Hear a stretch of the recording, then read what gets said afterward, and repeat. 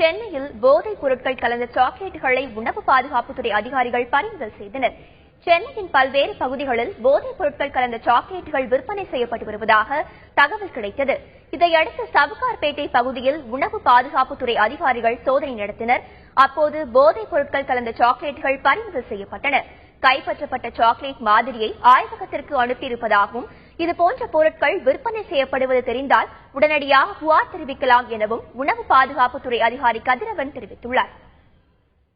Schools and colleges அந்த ஏரியாவில் 100 yardsக்குள்ள இருக்கிற எல்லா பெட்டி கடைகள், சின்ன கடைகள், ரீட்டைல் ஷாப்ஸ் எல்லாமே இன்னைக்கு சர்ச் பண்ணிட்டு இருக்கோம். ஒரு 4 டீம் போட்டு food safety department along with corporation இங்கே பண்ணிட்டு இருக்கோம்.